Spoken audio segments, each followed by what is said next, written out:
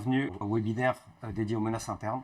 Je suis Franck Lécuyer, je suis ingénieur cybersécurité au pôle SSI de l'UGAP et je suis co-animateur du groupe de travail de SOC Augmenté. Et j'ai avec moi Riyad. Riyad, je te laisse te présenter. Bonjour Franck, bonjour tout le monde. Écoute, ravi d'être avec toi pour parler d'un sujet qui nous intéresse tous, qui est le sujet des menaces internes.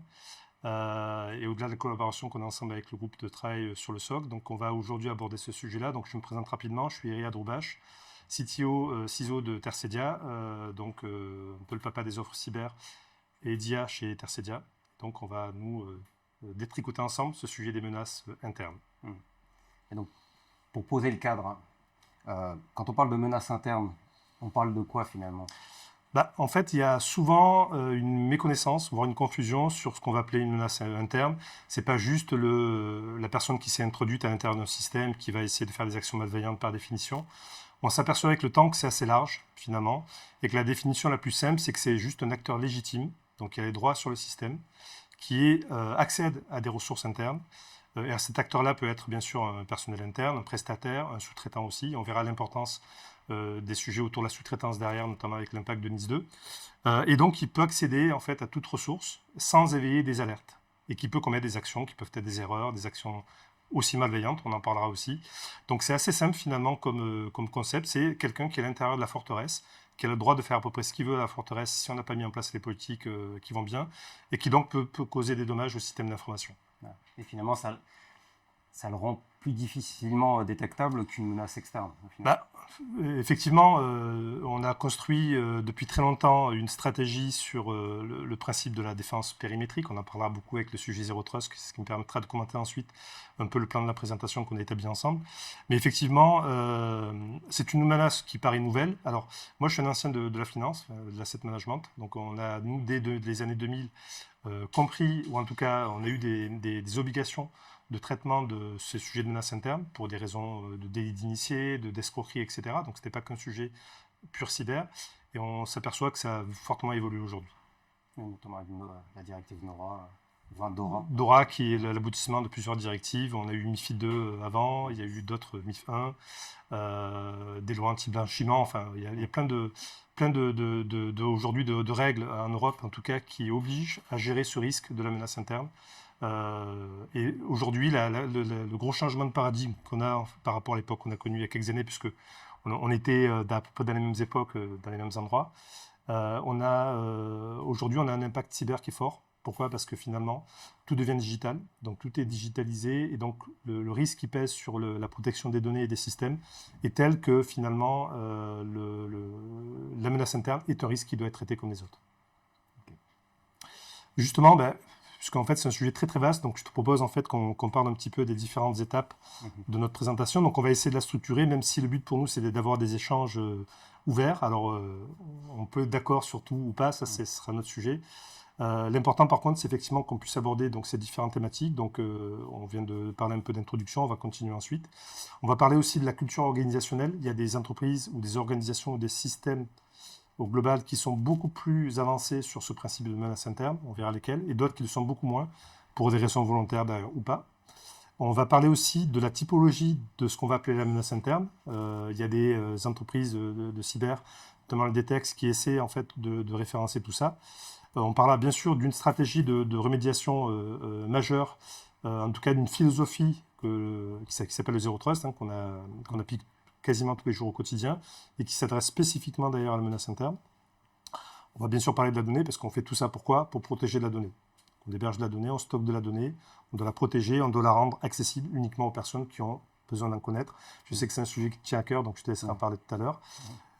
Un petit volet technique pour reprendre un peu les mesures de remédiation potentielles qu'on doit mettre en place ou qu'on peut mettre en place en s'appuyant soit sur l'arsenal réglementaire, soit sur des volets techniques ou organisationnels à l'état de l'art.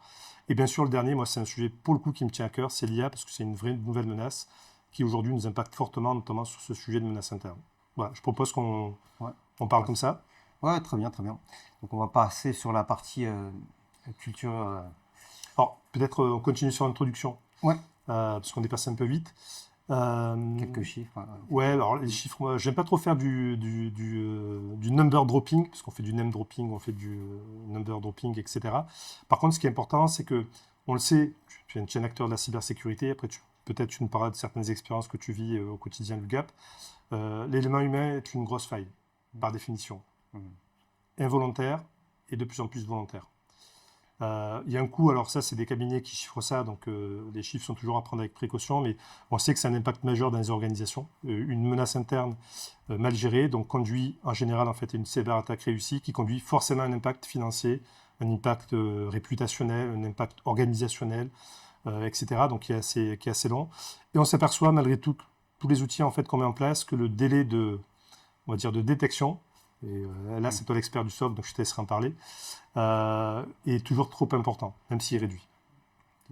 Point important aussi, c'est qu'on s'aperçoit, en tout cas moi c'est ce que je discute au quotidien avec des clients ou des partenaires, ou au sein du CLUSIF, dans les différents groupes de travail auxquels on contribue, on s'aperçoit qu'il y a quand même deux niveaux de compréhension. Le premier niveau, c'est que c'est un risque qui est massif, on le sait.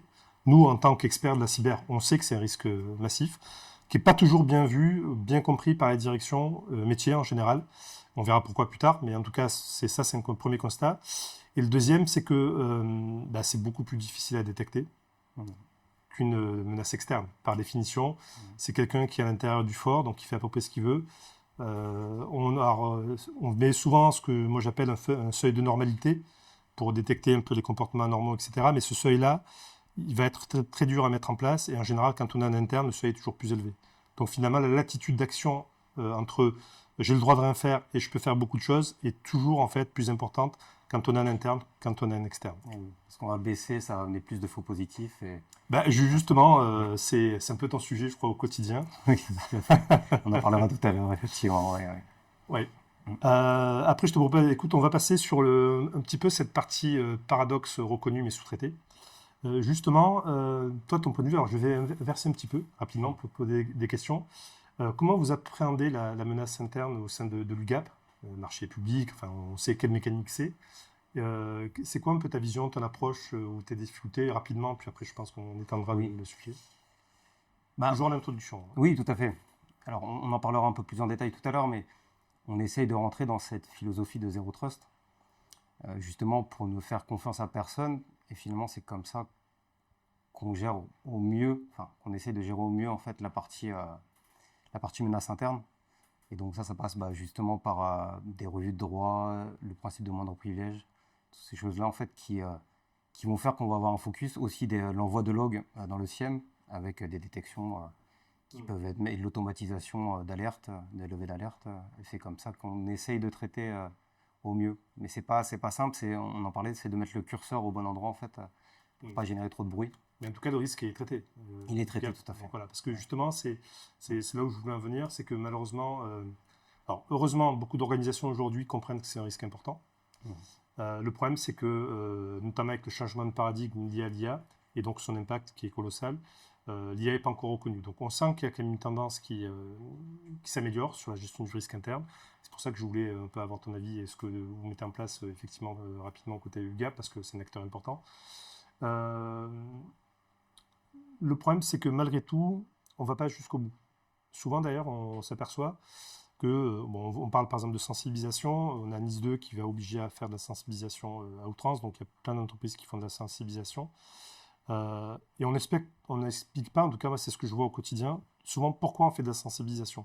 Ce n'est pas que pour appliquer des mesures de sécurité, mais c'est aussi pour traiter le sujet de l'importance qu'on a sur un système d'information. Tout utilisateur, y compris l'utilisateur qui n'a pas de droit, et évidemment encore plus celui qui admin, peut avoir un impact considérable sur le système. Et donc effectivement, le sujet moi, qui me préoccupe aujourd'hui, c'est d'ailleurs pourquoi, et d'ailleurs je remercie le CLUSIF pour nous permettre en fait aujourd'hui avec Franck de parler de menaces internes, c'est que c'est avant tout un sujet qui aujourd'hui doit être traité quoi qu'il arrive. Je pense que c'est ça en fait moi le point important. Et bien sensibiliser effectivement les gens. Parce que souvent la sensibilisation c'est vu comme une perte de temps par rapport aux personnes, ils font vite en fait, alors que finalement... Franchement c'est pas fun, globalement. C'est pour ça qu'il faut varier en fait les supports, les manières de sensibiliser pour pas ennuyer les personnes et que finalement ce soit contre-productif. Et dire pourquoi on le fait. Parce que Oui. finalement, en se protégeant, en faisant attention à son hygiène de cybersécurité, parce que l'ANSSI publie beaucoup de choses, notamment le guide d'hygiène de l'ANSSI que je recommande à tout le monde de lire, c'est justement aussi pour avoir ce comportement un peu plus responsable sur le système d'information et le fait de dire qu'on a un impact, quoi qu'il arrive, en fait, sur ce qu'on fait. Mhm. Je propose qu'on enchaîne sur les organisations. Tout à fait. Donc là, tu proposes de regarder comment différents secteurs gèrent le risque. Exactement. Alors, je mets juste mon prompteur parce qu'en fait, il y a Pierre-Emmanuel qui veille au grain et il sait qu'on va beaucoup parler tous les deux. Donc, on a déjà pris un peu de temps. Alors, effectivement, on a voulu faire simple quand on a préparé ce webinaire. Il y a soit des secteurs très matures, soit des secteurs qui sont pas matures ou en retard. C'est pas forcément, en fait, et d'ailleurs, je veux pas que ce soit vu comme une critique, c'est pas, il y a des raisons, on verra lesquelles. Derrière, des raisons intrinsèques à ces secteurs, mais aussi on sait qu'aujourd'hui, on a des secteurs, on a connu un peu le secteur de la finance, de la banque, la défense, le renseignement nucléaire sont des secteurs qui sont extrêmement stratégiques, dont certains demandent d'ailleurs des habilitations. Moi, par exemple, j'ai des personnes chez Tercedia qui sont habilitées secret défense, voilà, donc, parce qu'on a des clients, je pense que c'est le cas de beaucoup d'organisations.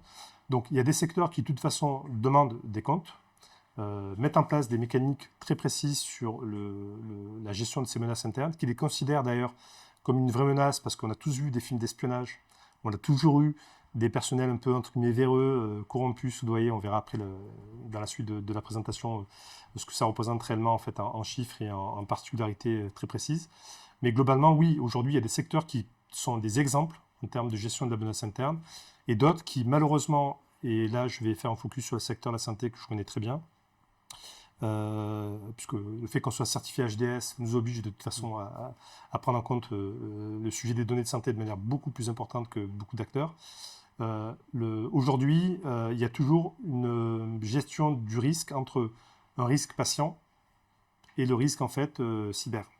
Et quand on a affaire à du personnel soignant qui doit intervenir rapidement pour soigner quelqu'un, accéder rapidement en fait à son dossier patient, accéder à ses examens, enfin bref, donc toute cette foule en fait d'actions qu'on oublie souvent et qu'on voit quand on est à l'hôpital, quand on va voir des médecins, notamment d'urgence, en fait on ne peut pas mettre en place les mêmes mesures de sécurité qu'on va mettre en place par exemple dans une centrale nucléaire, avec des points de passage, avec des badges, avec un circuit en fait qui va être très très très précis et compartimenté, avec pareil un accès au système qui est très surveillé, on ne peut pas se connecter comme ça, comme on veut, à n'importe quoi.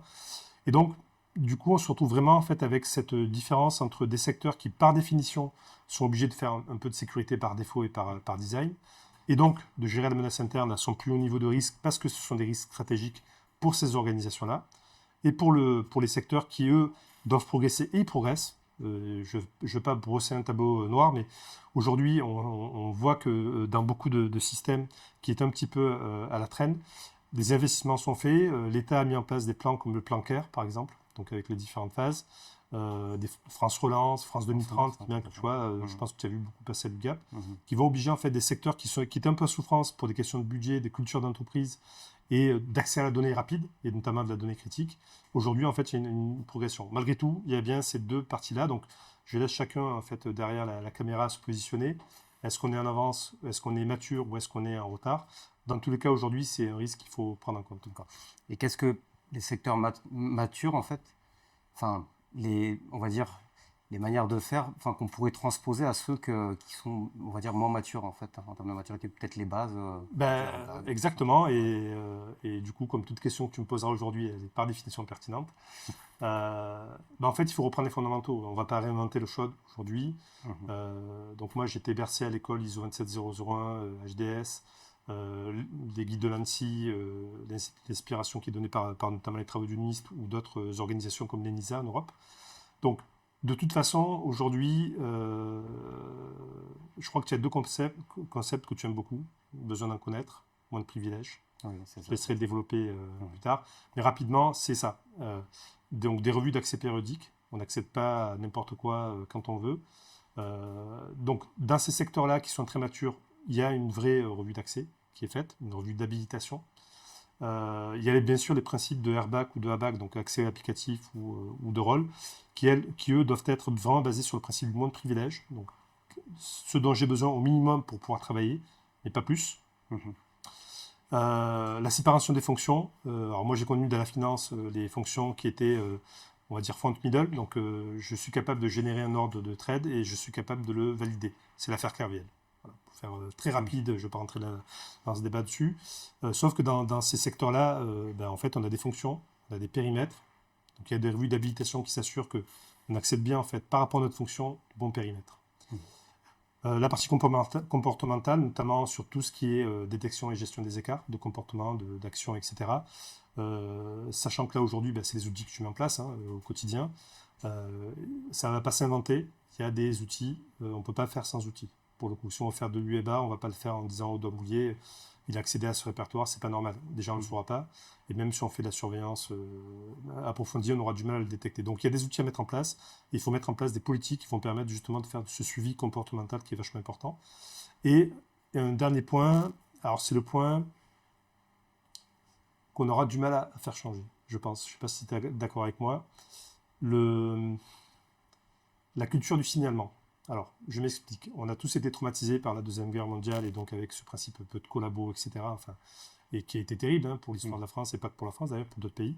Mais je ne veux pas rentrer dans cette polémique-là. Je veux juste te dire aujourd'hui que souvent, le fait de signaler un événement anormal, si l'entreprise ne met pas en place une culture capable de l'absorber, donc on a des lanceurs d'alerte par exemple qui sont très hauts, et s'il n'y a pas des entreprises qui ont cette capacité en fait à gérer des lanceurs d'alerte, et pour moi un lanceur d'alerte c'est aussi un lanceur d'alerte cyber, il se passe un truc bizarre sur le réseau, ou un admin a fait une bêtise, il a balancé en fait des configurations dans ChatGPT, il s'est rendu compte que c'était des configurations d'équipements critiques, donc s'il ne dit pas, personne ne le saura, s'il dit, on prendra des mesures. Et donc cette culture du signalement aujourd'hui, elle est facile à mettre en œuvre à partir du moment en fait où il y a une vraie possibilité d'échange dans l'entreprise. Oui. On a le droit de faire des erreurs. Alors, je ne sais pas comment ça se passe. C'est souvent vu comme... Enfin, ça peut être vu et perçu comme de la délation. Alors que finalement, c'est du signalement. C'est pour le bien de la société. Et finalement, c'est intéressant. Et les lanceurs d'alerte, justement, c'est ça, en fait. C'est pas de la délation, en fait. C'est justement on alerte, en fait, sur un risque potentiel qu'il pourrait y avoir. Pour celui qui fait la mauvaise action, c'est de la délation, il faut être clair, mais elle est au sens de l'intérêt collectif, et c'est pour ça que quand on parle de culture du signalement, on ne parle pas de culture de la délation. Ça peut être du signalement qui est anonyme, par exemple. Moi, je vois des organisations qui mettent en place des circuits d'alerting, c'était déjà dans la finance, avec des organismes, des services, conformité, contrôle interne, audit interne, etc., qui avaient déjà cette culture en fait, de faire parler un peu les équipes. Mais aujourd'hui, ce qu'il nous faut et ce qui nous manque, on peut mettre en place les outils qu'on veut. Il y a des choses qui seront, tu le sais bien, jamais détectées. Si à ce moment-là, en fait, on n'a pas la vision de cet acte, négligence, malveillant, enfin peu importe la typologie de l'acte en lui-même, on ne le saura pas. Et si on ne le sait pas, on ne pourra pas réagir par rapport à ça. Donc cette menace interne, elle risque de perdurer d'ailleurs. On passe à la suite. Donc là, on va parler en fait justement de la menace interne. Et en fait, quand on pense menace interne, on pense souvent à l'employé mécontent. Ouais. Est-ce que finalement, le spectre est quand même beaucoup plus large? Alors ça existe. Oui, ça existe, mais il y a quand même d'autres cas. Il y a d'autres cas. Alors, on s'est appuyé sur le DTEX, donc, qui produit des outils notamment de gestion de comportement assez intéressants. Et j'ai appliqué cette typologie parce que je pense qu'il ne faut jamais essayer de réinventer l'eau chaude. Il faut appliquer des choses qui existent ou utiliser des informations qui existent. D'ailleurs, on a mis en place toutes les sources à la fin, si des personnes veulent aller chercher un petit peu comment on a construit en fait cette présentation et ce webinaire. Effectivement, tu as, comme tu le disais, le salarié mécontent qu'on va poser dans la catégorie des malveillants. C'est pas la plus grosse partie, mais effectivement, ils ont un pouvoir de nuisance qui peut être assez important. Globalement, ils se repèrent assez vite. En général, quand on a quelqu'un qui n'est pas content, les RH vont le gérer d'une façon ou d'une autre. Mais si on reprend sur la typologie et sur la question que tu m'as posée, effectivement, la moitié, c'est vraiment de la négligence, des erreurs. C'est aussi des gens qui... c'est ton combat au quotidien, ça a été pendant une époque aussi, moi de mon côté, des gens qui essaient de passer entre les gouttes, qui essaient de faire des choses parce qu'ils sont limités, alors ils essaient de trouver en fait des chemins de traverse pour faire des actions qui peuvent d'ailleurs causer des préjudices au niveau des systèmes. Un exemple très simple que j'ai vu l'année dernière, c'est des développeurs qui ont accès en fait à des infra cloud public. Je ne suis pas super fan du cloud public parce qu'il manque des contrôles, il faut mettre en place une vraie politique. Ça n'a pas été fait, et donc des données de production, parce qu'ils ont voulu travailler sur des données de production sur leur plateforme de test, étaient exposées. Voilà. Ouais. Tu vois, c'est quelque chose qui, je pense que ça résonne chez beaucoup, ça arrive à tout le monde, ça m'est arrivé aussi à une époque, d'avoir à gérer ce genre de cas. Donc cette partie négligence, erreur, elle tient plutôt à la culture d'entreprise, effectivement, la sensibilisation au quotidien, l'application des règles, l'écoute aussi des RSSI ou des gens qui vont décider de cette gouvernance pour prendre en compte les besoins des métiers. La deuxième, c'est la partie qui est assez violente d'ailleurs, qui est de plus en plus importante, je trouve. En tout cas, c'est le côté malveillance. Effectivement, où là, on a des incidents liés à la malveillance qui remontent régulièrement. On parlera après effectivement des cas d'usage, des cas d'espèces de cyberattaques qui ont réussi avec de l'aide de la malveillance interne. Donc là, effectivement, c'est le seul mécontent. Il y a eu un cas, par exemple, de quelqu'un, un admin qui n'était pas content, qui a supprimé toutes les sauvegardes et qui a failli détruire un système d'information complet. Donc ce sont des choses qui arrivent. Donc c'est une menace interne qui n'a pas été gérée. C'est aussi des gens qui sont un peu soudoyés, on va les appeler comme ça, soit qui sont contraints par la force. On n'a pas beaucoup de preuves. Et d'ailleurs, les parquets, notamment en France, qui communiquent beaucoup justement sur ces principes un peu d'enquête cyber, notamment la dernière, la NTS, qui est une vraie pépite à lire. Il faut suivre en fait un petit peu sur LinkedIn toutes les communications qu'il y a sur le sujet. Très intéressant parce que très, très formateur sur le principe. Mais on n'a pas beaucoup d'exemples de malveillance avec des gens qui sont forcés. Par contre, on a beaucoup de malveillance liée à l'appât du gain. Oui. Et donc là... On le voit par exemple, des organisations en fait, cybercriminelles qui cibleraient, via les réseaux LinkedIn par exemple, facile, hein, LinkedIn. ils cibleraient toutes les personnes qui sont open to work, ça veut dire potentiellement ils cherchent ailleurs. Souvent en fait sur LinkedIn, on a le poste et le profil de la personne, ce qu'il a fait, donc on peut facilement déduire qu'il a des privilèges, et donc on peut aller cibler et essayer d'amadouer en fait cette personne pour Exactement. de manière assez simple. Et moi je fais le lien avec ce que tu viens de raconter avec ce qu'on appelle le social engineering, hein, qu'on connaît tous, où effectivement il y a des campagnes de ciblage qui sont faites sur des personnes qui du coup peuvent devenir des acteurs qui vont accélérer le risque de menace interne. Donc, ça veut dire aussi des politiques RH, on en parlera après sur la remédiation, de sensibilisation, pour éviter en fait de trop s'exposer à ce risque. Et le troisième, c'est un risque aujourd'hui qu'on voit tout le temps, hein, et c'est ce qu'on traite le plus dans nos SOC sur les faux positifs ou les attaques qui peuvent aboutir, c'est la menace interne insider qui a été dupée. Donc phishing, leak de login et mot de passe, parce qu'en fait, il y a toujours, à un moment donné, ou pour X raisons, on veut adresser des équipes commerciales, on veut leur dire qu'ils peuvent accéder à une plateforme de lead qualifiée gratuitement en test pour avoir les premiers leads, il faut qu'ils rentrent leur login et mot de passe Microsoft. Quel commercial ne l'a pas fait en France et en Europe? Voilà, il y a plein de méthodes en fait aujourd'hui pour duper et tromper. Donc on est vraiment sur l'art de la tromperie. Et ça, malheureusement, on peut mettre en place les sensibilisations qu'on veut, les outils de surveillance qu'on veut pour gérer les négligences, les malveillances, etc. Quand quelqu'un, en fait, de son propre chef, décide sur un lien anodin de leur rentrer son login et mot de passe, en général, en fait, il y a des conséquences. Donc, ces trois typologies à peu près de menaces internes, on va les appeler comme ça, peuplent tout notre périmètre aujourd'hui des facteurs de risque et des profils et un peu des motivations d'ailleurs en fait des uns et des autres. Donc, moi j'en vois une quatrième d'ailleurs. Vas-y. Pense. C'est la partie Shadow IA en fait. Et est-ce que finalement c'est pas aussi en fait une menace interne? C'est pas vu comme une menace interne? Bon. Alors, je préviens notre auditoire, si on me lance sur le sujet de Shadow IA, je vais risquer de parler longtemps, donc il va falloir que je fasse assez vite. Oui, c'est l'anneau unique qui réunit tous les autres anneaux, qui profite de la négligence interne à la base. Donc, je crée mon agent, j'ai des droits, j'expose mes données. Derrière, en fait, je me fais avoir par un outil malveillant ou je me fais avoir par quelque chose qui me paraît en fait assez simple et je continue en fait dans ce principe un petit peu d'usage de l'IA non raisonné. On parlera peut-être dans un autre webinaire ou en tout cas d'une réunion avec l'Occlusif. On a déjà fait beaucoup de travaux, mais notamment sur tout ce qui est IA de confiance. Là, c'est un terme qu'il faudra qu'on reprenne. En tout cas, chez Tercesia, nous, c'est un terme qu'on utilise quasiment tous les jours. Donc, effectivement, aujourd'hui, le Shadow IA, c'est la vraie grosse menace interne. La vraie grosse menace interne. C'est facile. Tout le monde peut accéder aujourd'hui à un LLM et aucune organisation, sauf des organisations très sécurisées qui empêchent l'accès à Internet, peuvent le faire, mais c'est très rare, c'est pas très répandu et c'est assez compliqué à mettre en place. Donc tout le monde peut accéder à l'LLM extérieur, donc tout le monde peut exposer des données, même de manière, naïve, de bonne foi. Quelque part, on a besoin de faire un check de une configuration en firewall. Ben, en fait, c'est plus facile de poser ça dans un cloud, un chat GPT, un Gemini, enfin peu importe d'ailleurs le système, pour nous dire quelles sont les règles qui sont à changer, enfin plein de recommandations pour aller vite quelque part. Dans le Shadow IA aussi, on a, et moi c'est la plus grosse crainte que j'ai aujourd'hui, si je devais placer en fait en termes de risque, le risque numéro 1 en 2026 sur la menace interne, c'est les agents. C'est toute la partie IA agentique. Concrètement, si on parle de menace interne, on parle de gestion du risque. Avec le Shadow IA, avec l'agentique, on perd complètement la notion en fait, des choses. On va avoir des agents qui vont pouvoir travailler de manière autonome sur des données, sur des systèmes, corréler en fait, des systèmes entre eux via des API, qu'on pense en fait sécurisés, qu'ils sont d'ailleurs en général. Les API sont par définition peuvent être sécurisés et donc les systèmes peuvent dialoguer, sauf qu'à un moment donné, on va perdre le contrôle sur qui doit accéder à la donnée, qui a le droit de le faire, et est-ce que la donnée doit être exposée, en tout cas rendue publique d'une façon ou d'une autre. Souvent, on me dit sur l'exposition de la donnée dans un LLM, est-ce que c'est si grave? En fait, en soi, c'est pas grave tant qu'elle n'est pas exploitée.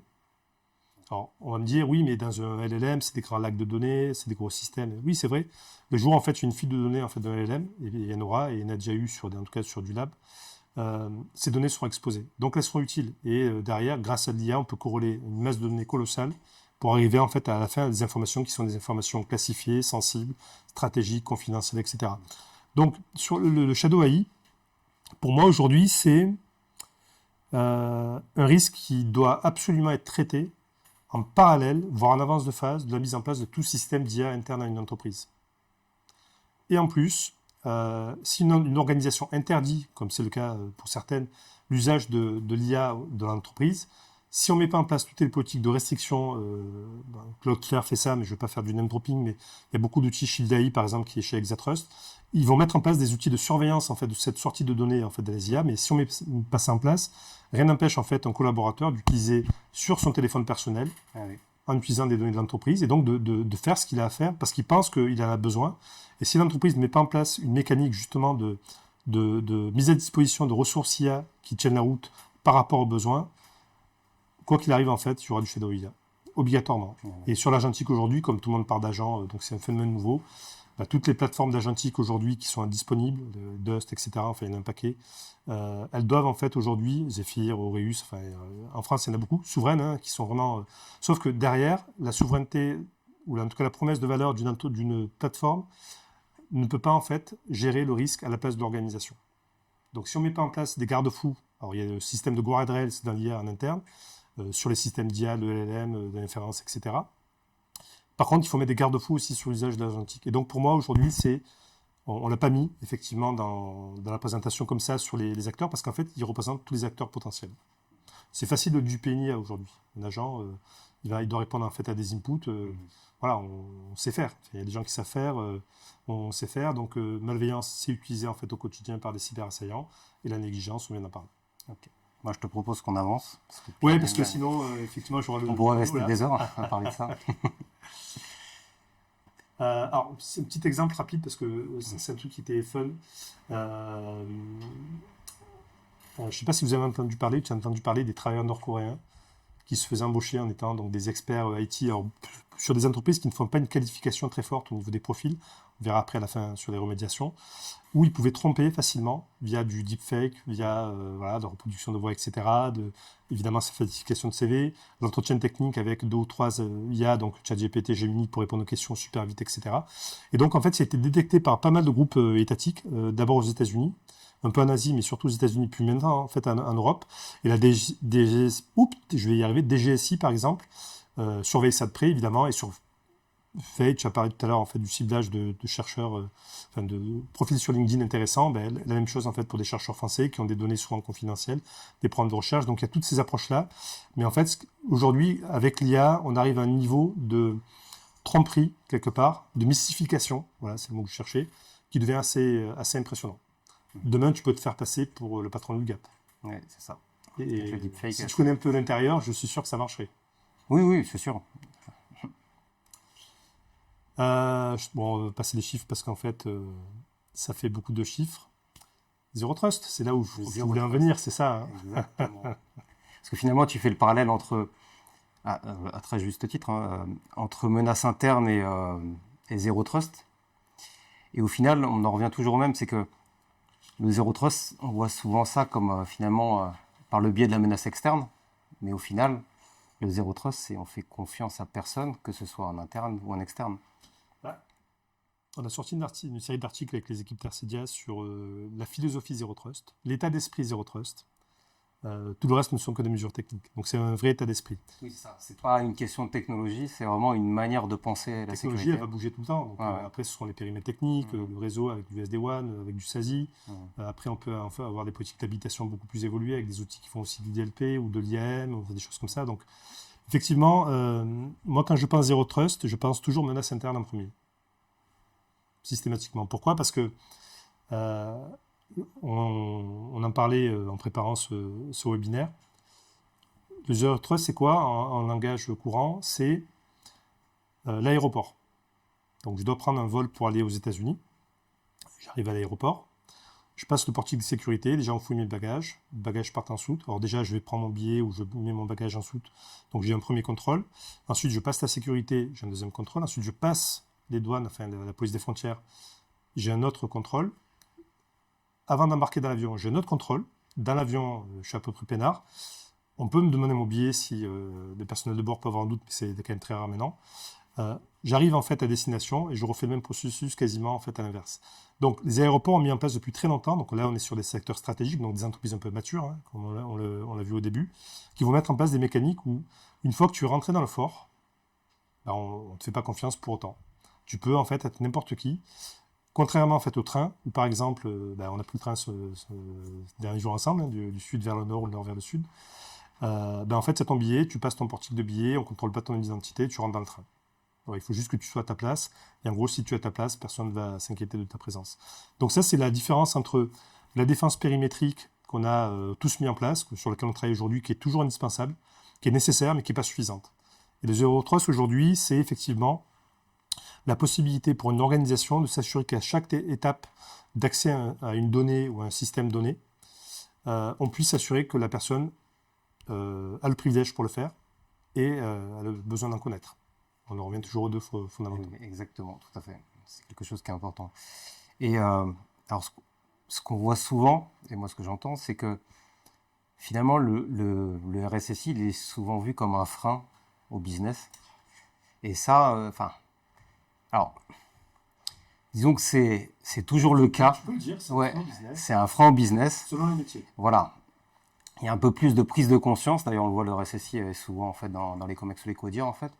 Mais ça reste quand même en fait un frein au business. Ça, c'est compliqué. Et oui, parce que c'est celui qui empêche les gens de travailler. On va dire ça comme ça. Moi, je l'ai vécu en fait quand j'étais un peu plus jeune, où j'étais face à des RSSI qui n'étaient pas très coopératifs, mais c'était leur boulot. Et quand on comprend en fait leur métier, donc d'ailleurs c'est un peu aussi ce qu'on fait aujourd'hui au Clusif, c'est qu'on essaie d'apporter des clés sur l'attitude à avoir pour un RSSI pour justement faire passer ces mesures de sécurité. Effectivement, le frein au business, il est légitime. Pourquoi ? Parce que aujourd'hui tout va plus vite. Avec l'IA, n'en parlons pas. Donc on a besoin d'accéder très vite à la donnée, passer très vite des commandes, très vite envoyer un devis, très vite changer un RIB pour encaisser un paiement. Voilà, le phishing pour le président, voilà. Je sais que tu souris parce que tu l'as déjà vécu, même dans d'autres vies. Donc on a effectivement en fait ce principe où le RSSI doit mettre en place et appliquer des politiques de sécurité qui doivent préserver l'intégrité, la disponibilité, la confidentialité, la traçabilité dans une organisation. Je me réfère au critère ISO. Et on en revient finalement à l'exemple que tu disais sur l'aéroport. Finalement, ça va faire perdre du temps, parce que c'est des contrôles en fait. Ouais. Et donc, ça peut être vu comme... En 2001, il n'y avait pas autant de contrôles. Il y a eu l'épisode 2001. Il y a eu d'autres drames malheureusement. Depuis, les systèmes se sont mis d'accord au niveau international avec des règles internationales pour mettre en place des politiques beaucoup plus drastiques pour assurer un minimum de sécurité. Tu vois, j'ai un exemple, j'étais à l'étranger la semaine dernière. À l'aller, je passe la sécurité, donc je fume des cigares, j'ai des petits briquets chalumeaux, mais pas les tout petits. Au retour, on me les a interceptés, on m'a dit non, c'est une menace, parce que je les avais remplis entre-temps, et en fait, pour eux, c'était une menace, tu vois. Donc ça va très très loin, ces contrôles-là, en fait. Et donc, effectivement, aujourd'hui, le RSSI doit mettre en place une communication sur la typologie des données qui sont à protéger, pourquoi on le fait, c'est quoi l'impact pour l'entreprise. Demain, en fait, une entreprise, une PME qui subit une fraude au président, qui n'a pas mis en place un vrai circuit de validation, par exemple à 4 yeux, d'un changement de rythme suite à un phishing réussi, elle va payer 50 000 € une facture d'un fournisseur, elle peut mettre la clé sous la porte, en tout cas, elle peut se retrouver en péril. Une PME, 50 000 €, c'est beaucoup. Tu vois, donc, et c'est de la perte pure. Il n'y a pas d'assurance, il n'y a pas tout ça. Donc le RSSI, en fait, il doit être dans un principe d'encadrement. Tout à l'heure, je parlais des alternatives IA. Interdire l'IA en entreprise, ça n'a pas de sens aujourd'hui. Ça n'a plus de sens. Par contre, mettre en place des alternatives qui correspondent à des matrices ou des visions de sécurité ou de risque d'une organisation, ça permet de maîtriser ce risque-là. Et donc, on le réduit mécaniquement, en fait. Il y a des études qui montrent qu'effectivement, le risque peut être réduit de 80%. Enfin, moi, je ne vais pas rentrer dans les chiffres, mais parce que les chiffres ne sont crus que par les gens qui ont envie de les croire. Voilà, on fait dire ce qu'on veut.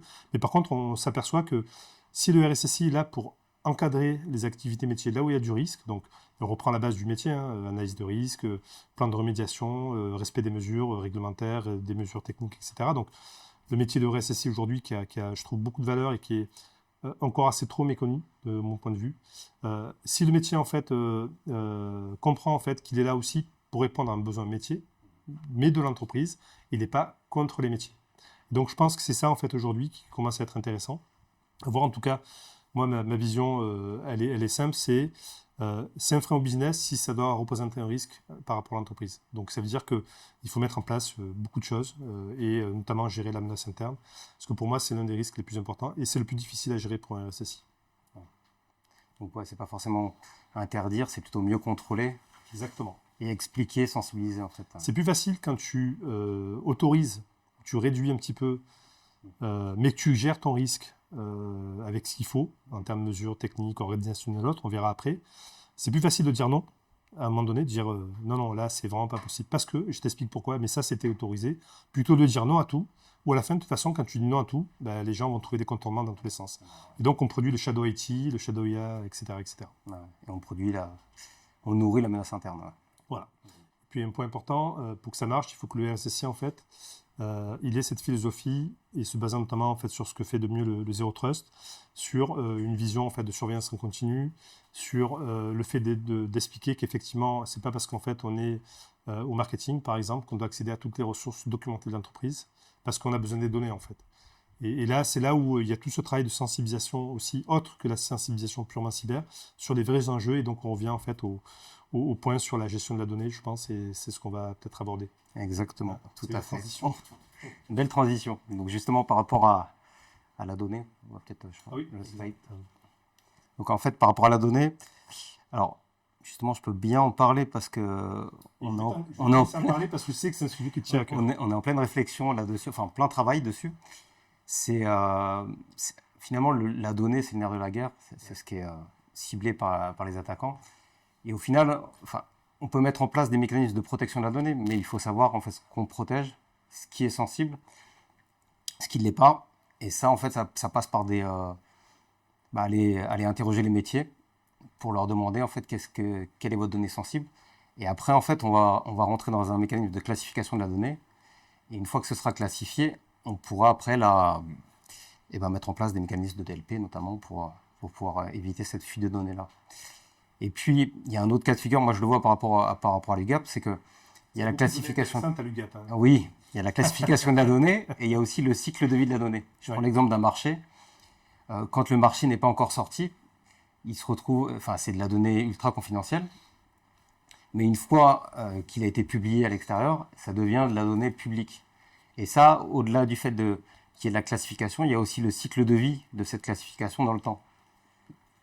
Et ça, je trouve que c'est primordial justement pour éviter cette menace interne avec l'extorsion, l'exfiltration de données. En fait, je n'aurais pas mieux dit de toute façon. Aujourd'hui, ce qu'on a de plus précieux dans les organisations, surtout quand on est autant soumis aujourd'hui au digital, tout est digital, c'est la protection de la donnée. Tu vois, chez nous, chez Tercedia, c'est une obsession. On est là pour héberger, protéger de la donnée. Et comme tu l'as si bien dit, ce qu'on oublie souvent, c'est qu'une donnée, elle a des étapes. Alors, là, on a mis en place un petit tableau pour expliquer un petit peu les risques insider. Je ne vais pas commenter le tableau aujourd'hui, je vous laisserai le lire puisque la présentation, je pense, sera accessible pour les membres du CLUSIP, rapidement. Ce qui est sûr, c'est qu'en fait, comme tu l'as dit, il y a différentes étapes. Et je pense que c'est ça le point important. De sa création jusqu'à sa destruction, une donnée va vivre plusieurs vies. Et il faut qu'on ait à la fois une vision technique et une vision organisationnelle de la gestion de ce cycle de vie pour pouvoir justement gérer efficacement la criticité de cette donnée-là, sa confidentialité, sa sensibilité aussi. Alors on a mis trois principes. Alors moi, c'est des principes que j'ai appris en finance quand on devait en fait faire de la revue d'habilitation, donner accès au système, etc. Parce qu'il y avait des données qui ne devaient pas être publiées avant une certaine échéance. C'est ce que tu disais avec les marchés. Moi, j'ai connu ça avec les analyses de recherche économique à l'époque où si la donnée fuitait avant, ben, c'était un délit d'initié en fait. Tu vois, donc c'était ça le risque. Donc effectivement, si la donnée sort, quel est l'impact? L'autre point, c'est combien coûte la recréation de cette donnée ou la régénération de cette donnée-là si elle est détruite, en cas d'attaque notamment ransomware ou autre, et surtout qu'il y a besoin d'y accéder quand. Et je pense qu'avec ça, on ne va peut-être pas épiloguer trop longtemps sur cette partie donnée, je pense que tu as tout dit.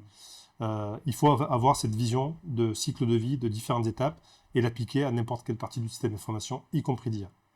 Oui. Effectivement. Donc là, on va arriver aux mesures concrètes.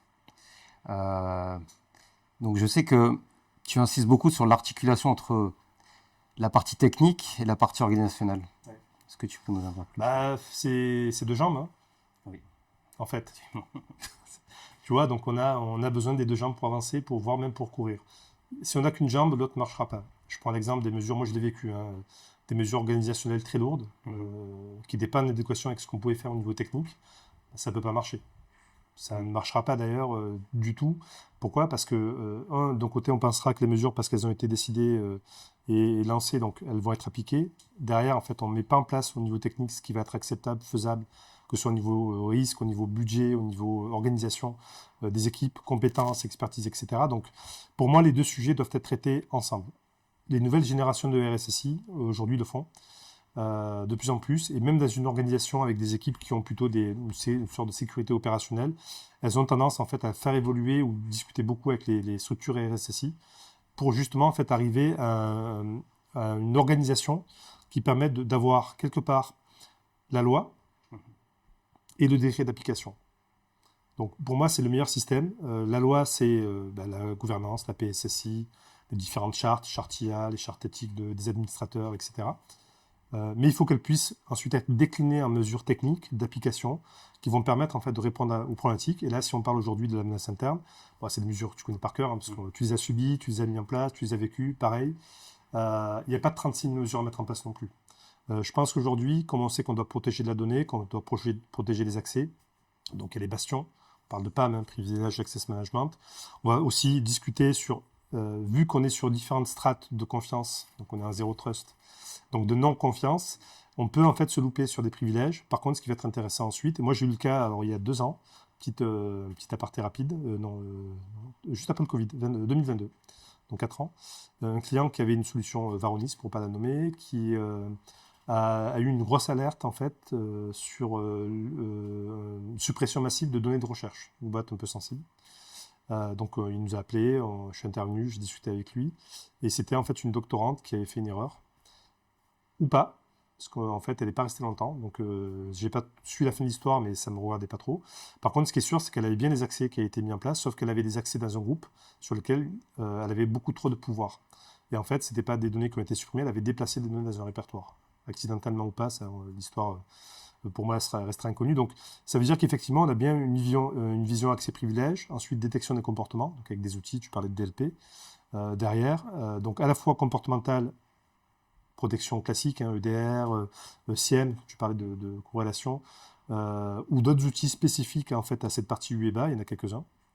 DLP, et évidemment, en fait, quand on est sur des infrastructures cloud, du CASB. Enfin, il n'y a pas grand-chose à faire d'autre.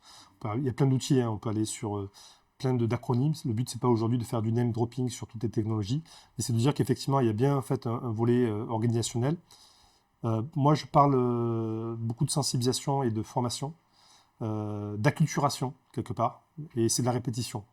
Donc il faut répéter régulièrement qu'il y a des choses qui sont très impactantes, il faut faire attention à ce qu'on fait. Alors on parle de sensibilisation classique, ne pas cliquer sur un lien, etc. Mais quand on fait de la donnée, quand on a des postes sensibles dans une organisation, quand on utilise de l'IA aussi, il faut responsabiliser les gens. Moi je crois beaucoup en fait à la culture de la responsabilité. Et bien sûr mettre en place en fait une culture du signalement. Ça c'est indispensable. On a tous le droit de faire des erreurs. Moi j'en ai fait, t'en as fait, on en fait tous. Il faut pouvoir en fait les signaler sans qu'on se prenne une sanction derrière. Parce qu'effectivement, s'il y a une sanction derrière, les gens ne vont pas le faire. Complètement. Et ben, on va arriver sur le sujet. Ouais, on va avancer. Mais sur le sujet qui te tient à cœur et sur lequel je pense que tu as énormément de choses à dire. Je vais me limiter à quelques minutes quand même parce que sinon on va... Mais donc c'est l'IA comme nouvelle source de menaces internes et notamment la partie agentique où on se rend compte que potentiellement on peut donner énormément de droits à deux agents qui vont communiquer entre eux et finalement là on peut potentiellement perdre le contrôle sur ce qui est donné. Exactement. Alors pourquoi le sujet m'intéresse beaucoup? Parce que Intercidia, en plus d'être un hébergeur classique, de cloud privé, ISO HDS, on héberge aussi une plateforme IA pour faire de la souveraineté, en tout cas de la maîtrise sur les workloads autour de l'IA. Et en fait, on voit les dérives ou des fois liées à souvent de la méconnaissance de la part de clients qui, pour aller vite sur des projets d'IA, donc c'est souvent en fait dur de lancer un projet IA au début. Alors maintenant, c'est plus rapide parce que c'est rentré dans la culture populaire. Mais on se rend compte en fait que à partir du moment où on met le mot magique IA, c'est open bar. Tout est accessible. Parce que j'ai besoin de données. Une IA sans données ne sert à rien. Des données sans outils capables d'interpréter, de l'inférence, des LLM, SLM, ça ne marche pas non plus. Donc on a besoin de la donnée, on a besoin des moteurs qui vont analyser cette donnée-là. Donc du coup, comme ça devient quelque chose qui devient stratégique pour les organisations, en termes de survie, en termes d'optimisation des coûts, en termes aussi de nouvelles propositions de valeur, donc c'est tout ça mélangé. Donc c'est un énorme, aujourd'hui, game changer business. Donc quand tu as énorme besoin ou game changer business, tu as énorme droit ouvert et le but c'est que ça marche. Donc le but c'est de réussir à mettre en place des outils qui vont être eux-mêmes powered by IA, donc qui vont être beaucoup plus efficaces, beaucoup plus rapides, etc. On avait connu ça avec les LLM et là maintenant avec les agents, ben là ça devient en fait la foire d'empoigne où c'est open bar. Donc j'ai essayé de référencer ça en fait en trois types de vecteurs. Pourquoi? Parce qu'en fait, en fonction des organisations, en fait, on aura des vecteurs qui seront plus ou moins présents. Le premier, c'est l'employé classique qui met en place des documents, du code source, des données sensibles, ou qui accède en fait par un chatbot à des données sensibles. Un exemple rigolo parce que dans les stats, je crois qu'il doit faire 99% de réussite. Tu donnes un chatbot à quelqu'un dans une organisation et on lui dit il accède à toutes les données de l'entreprise. La première chose que font les gens en général, c'est demander les salaires, notamment des dirigeants. Ah, tu vois, c'est un truc qui... alors franchement, tu peux faire le test, je crois que 9 fois sur 10, je paye une bouffe si un jour tu t'amuses à le faire. Mais c'est sûr que ça marche comme ça. Donc, on s'aperçoit donc qu'il y a vraiment ce côté fuite involontaire, souvent par manque de culture, par un besoin d'aller vite, etc., mais qui peuvent conduire à des conséquences qui peuvent être assez dramatiques. Donc là, j'ai cité des exemples internationaux qui sont assez connus publiquement. On en a beaucoup en fait en France aussi, beaucoup moins documentés parce que petit POC à Pierre-Emmanuel, on en parlait un peu ce midi, on a moins la culture encore de la transparence sur les cyberattaques. Voilà, y a des groupes qui ont subi des grosses cyberattaques. Je ne suis pas sûr aujourd'hui qu'on ait les résultats des rétex en bonne et due forme, en tout cas accessible au personnel autorisé. Donc pas simple. Mais ce qui est sûr, c'est effectivement ce Shadow IA aujourd'hui est un trigger de DLP colossal. Voilà. Et pour moi, c'est quelque chose qu'on a du mal à surveiller. Je ne sais pas comment toi tu imagines un peu les choses au niveau du SOC, en tout cas des SOC. C'est vrai que c'est... si d'un côté, en fait, on met en place le moindre privilège pour les administrateurs, mais que de l'autre côté, finalement, une IA, où finalement c'est une boîte noire, c'est sombre, et on ne sait pas ce qui se passe, et que là, d'un seul coup, on leur donne tous les droits, forcément, il y a un plus gros risque, en fait, sur quelque chose qui n'est pas visible que finalement. Donc c'est pour ça qu'il faut absolument apporter cette visibilité au sein du CIEM pour qu'il puisse y avoir, que le SOC puisse lever des alertes au cas où. Quand tu peux le faire. Quand tu peux le faire. Quand tu peux le faire. Ouais. Donc ça, c'est le premier vecteur. Donc on a même tous fait, moi j'ai déjà mis des présentations Intercidia sur ChatGPT. Bon, voilà, je faisais attention aux données, mais ça nous arrive à tous à un moment donné de se dire, tiens, comment on pourrait voir les choses autrement. Et donc pour ça, il faut vraiment une culture d'entreprise en fait qui en parle. Par contre, il y a le deuxième point qui est lui, qu'on a senti venir déjà à 2, 3, 4 ans, on va dire, avec l'arrivée de ChatGPT et des premières images complètement en fait, gérées par l'IA. C'est, on appelle ça l'insider synthétique, enfin on peut donner le nom qu'on veut, deepfake, ça c'est le terme qui est utilisé. Donc au début c'était rigolo parce qu'en fait on avait des gens importants, des présidents, ministres, etc. qui on faisait faire des danses, on faisait faire n'importe quoi. Bon, le truc dramatique en fait aujourd'hui c'est qu'effectivement tu peux arriver à te tromper très facilement si les gens, les organisations notamment, les gens qui travaillent dans ces organisations n'ont pas mis en place des politiques qui permettent en fait à un employé de se prémunir de ces deepfakes. Je m'explique. Alors j'ai plusieurs exemples. Il y en a un en fait, qui est très significatif. C'est une tentative qu'a subi Ferrari. Donc un cyberassaillant qui a refait la voix du CEO, donc M. Vigna, avec l'accent parfait. Hein. Vraiment, parce que on a pris des vidéos de cette personne-là, qui est une personnalité publique, donc qui communique beaucoup, qui fait des interviews. Donc c'est facile de prendre des informations. La voix est facilement reproductible. Aujourd'hui, voilà, des outils, je ne cite pas Eleven Labs, mais en termes d'audio, de voix, ils sont quand même très très forts. En fait, heureusement que l'employé qui allait faire la grosse bêtise, qui aurait pu mettre à mal, en tout cas, donner un préjudice certain en fait, à Ferrari, a posé une question anodine sur une relation qu'il avait personnelle avec le dirigeant. En gros, le dernier livre qu'il lui a offert pour sa fille. Bon, évidemment, la CIA a raccroché de suite parce qu'il n'avait pas la réponse, mais ça aurait pu marcher. Voilà, donc, et ce vecteur-là, aujourd'hui, c'est très facile pour beaucoup d'organisations de créer en fait, des sortes de clones synthétiques. Alors on a eu beaucoup de fraudes au président avec des voix qui étaient parfaitement refaites. Et une fois que tu as le thème de la voix, que tu as toutes les tonalités, etc., donc tu as des outils qui permettent de le faire, tu rentres ton discours et tu rentres dans une conversation en fait. Et dans les films, on voit souvent des films d'espions où les gens parlent. Voilà, mais en fait, c'est la réalité aujourd'hui, c'est ce qu'on vit en fait. Et avec cette partie vidéo ou image, là en fait, on arrive à un point où les deepfakes commencent à faire beaucoup de dégâts. Donc là, c'est des chiffres qui ont été donnés en fait par des rapports, de toute façon, on verra les sources à la fin. Je ne sais plus si c'est Ponemon ou un autre. Qui impute en fait aux USA, parce que ça a été vraiment documenté, 25 milliards de pertes juste liées au deepfake. C'est quand même pas mal. Ouais, c'est pas mal. Et d'ailleurs, on en revient, pour prendre l'exemple de Ferrari, question de vérification personnelle, on en revient du contrôle justement. Exactement, le cas d'yeux, la vérification. Moi souvent, ce que je dis à des clients quand ils ont des fraudes au président par mail, c'est quand même quand il y a des changements de valider au téléphone avec l'opérationnel qui a validé l'opération. On ne le fait pas souvent, on n'y pense pas toujours parce qu'on fait confiance, on est donc dans cette fameuse philosophie de la confiance en interview d'entreprise. En fait, on doit être un zéro trust aussi dans son comportement. Quand on a un changement majeur, un changement de RIB qui est validé par un opérationnel, on appelle l'opérationnel, on dit « t'es sûr du changement de RIB pour ton partenaire, etc. » Donc voilà, c'est toutes des questions en fait, qu'il faut qu'on traite. Et le dernier point, comme ça on pourra finir parce que je pense qu'on va légèrement dépasser. Désolé Pierre-Emmanuel. Et évidemment, alors moi j'ai fait un article l'année dernière déjà sur ça. Pour la faire courte, aujourd'hui, les cyberassaillants utilisent massivement l'IA. Donc, ils démultiplient leur puissance d'attaque, phénoménale. Donc, en face, il faut qu'on mette en place aussi des stratégies basées sur l'IA pour juste arriver en fait à contrebalancer cette puissance de feu. On parlait des outils de sécurité. Alors, je pense que tu peux me parler un petit peu des outils que tu utilises, qui ont déjà de l'IA embarqué. Mais il faut être capable de pouvoir agir très vite parce qu'aujourd'hui, la menace, elle est démultipliée par l'IA. Complètement.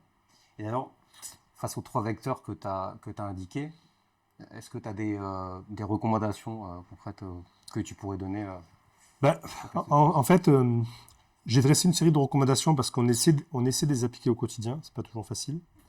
Il y a des choses qui sont quand même beaucoup plus difficiles que d'autres. Je pense que déjà, il faut faire infuser la philosophie Zero Trust de manière globale et définitive sur des points importants. Bon, le but, c'est pas de devenir parano dans une organisation parce que là, les gens vont s'entretuer.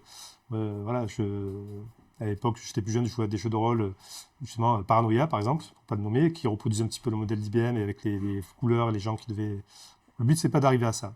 Le but, c'est de se dire que sur des points importants, donc le RSSI a son importance, le comité de direction a son importance, des opérationnels métiers ont leur importance pour ce que tu disais tout à l'heure quand tu parlais de DLP, donc de protection de la donnée, qu'est-ce qui est important de ce qui n'est pas. Déjà, on va prioriser comme ça.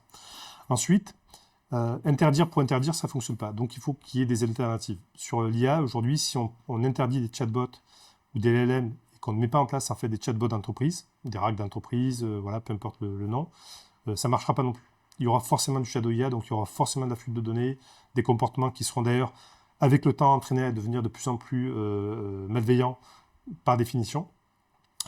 Donc ça, c'est le premier point. Donc vraiment avoir des alternatives. Le deuxième, c'est bien sûr des DLP avec des outils DLP, que ce soit d'ailleurs des outils purs DLP ou des outils de WAF ou de proxy qui vont être capables en fait d'analyser certains flux, en tout cas de pouvoir gérer les éventuels documents ou données qui pourraient transiter. Donc il y en a beaucoup qui existent aujourd'hui. C'est bien sûr de mettre en place, comme on le fait avec une PSSI, avec des chartes, c'est une politique d'IA formalisée. Qu'est-ce qu'on a le droit de faire, qu'est-ce qu'on n'a pas le droit de faire, pour mettre en face les responsabilités aux utilisateurs et leur dire, vous avez signé une politique, ça c'est un risque pour l'entreprise, si vous le faites, c'est à vos risques et périls, et vous pouvez être sanctionné. Et donc à partir de là, en fait, on arrive quand même à ce côté un petit peu incitatif au niveau RH qui permettra d'éviter de tomber dans les pièges qu'on a évoqués. Temps réel, coaching, tout le temps, il faut en discuter. Aujourd'hui, de toute façon, l'IA, on en parle tous les jours. Il n'y a pas un jour où on ne parle pas d'IA, où il n'y a pas un article sur l'IA. En interne, on utilise toujours des choses, des outils divers ou variés, renforcés par l'IA, des outils purs IA, donc voire des agents aujourd'hui de plus en plus. Donc ça, c'est important. Des mesures de sécurité technique, toutes simples, sur ce qui est possible d'être installé en termes d'outils sur un poste de travail, en extension, sur les navigateurs aussi. Il y a beaucoup de choses qui sont installées par défaut. On peut mettre en place des politiques d'ailleurs de restrictives aujourd'hui. D'ailleurs, c'est le cas sur les admins ou pas des postes pour les utilisateurs. Mais en fait, il faut aller même plus loin sur cette partie navigation, puisque en général, les IA communiquent avec Internet. Donc, il y a plein de restrictions à mettre en place en fait au niveau des navigateurs. Et bien sûr, après, on parlait tout à l'heure du processus de 4 yeux, vérification à plusieurs. Surtout pour les entreprises ou les personnels exposés. On n'est pas obligé de le faire pour toute une organisation. Par exemple, une fonction DAF, direction commerciale, évidemment, en fait, board, COMEX, etc. Ce sont les plus menacés sur les fraudes, et notamment en fait les fraudes au deepfake. Et bien sûr, on a l'exemple nord-coréen, mais c'est pas, d'ailleurs, je ne vais pas cibler que les Nord-Coréens, mais en fait, on a beaucoup comme ça de profils qui peuvent être recrutés un peu à la va-vite, à distance, sans forcément vérification préalable. Et donc là, il faut utiliser ce que fait, alors, sans aller aussi loin en fait que ce que va faire la DGSI par exemple, mais il y a quand même toujours des petites enquêtes à faire. Il faut screener un peu à l'embauche. Donc souvent, en fait, les processus d'onboarding, en tout cas de recrutement, doivent aller un peu plus loin. Il faut s'assurer que la personne qu'on a en face est vraiment la personne qui va travailler avec nous. Voilà. Et je pense qu'une fois qu'on a fait ça, c'est déjà pas mal, au moins pour limiter les risques. Ils ne seront pas totalement réduits, mais ils seront limités. Ok. Bon, on va pouvoir conclure. Allez, Donc, il y a 2 minutes. Wow. voilà, c'est ça. Alors, une phrase, en fait, si tu devais résumer une phrase, la prise de conscience que tu voudrais provoquer auprès des participants qui nous ont écoutés, qu'est-ce que tu devrais dire? De manière très simple, la menace interne est un risque majeur pour une organisation, quoi qu'il arrive. Ça, il faut se le mettre dans la tête. Par des défaillances volontaires ou volontaires, donc les deux cas sont valides, et il y a toute une stratégie de mise en place pour gérer ce risque, comme on le fait d'ailleurs pour d'autres. Donc il faut l'inclure dans une politique d'entreprise, de gestion des risques, de pilotage des risques, sécurité informatique, puisque c'est souvent comme ça que ça commence, mais pour aller ensuite à quelque chose d'un peu plus transverse, pour faire prendre conscience à l'organisation et aux gens qui composent cette organisation que leur action sur leur système, y compris s'ils ont des accès légitimes, peuvent toujours produire des conséquences s'ils ne maîtrisent pas les risques associés. Donc il y a pour moi c'est un vrai sujet interne d'entreprise, ça doit être un sujet stratégique. Ben, merci Riyad. Donc on va passer aux questions des auditeurs, j'allais dire, en tout cas des participants. Ouais, c'est ça, voilà. les participants. Alors, je ne sais pas. On n'a pas de questions pour l'instant. Peut-être que ça a été très clair et qu'il y a aucune question. Sûrement. Mais bon voilà, on a été très efficace. Merci beaucoup. Franck, je te remercie. Et puis merci à tous et puis à bientôt pour un nouveau webinaire. À bientôt, prenez soin de vous et in Zero Trust, we trust. Merci, au revoir.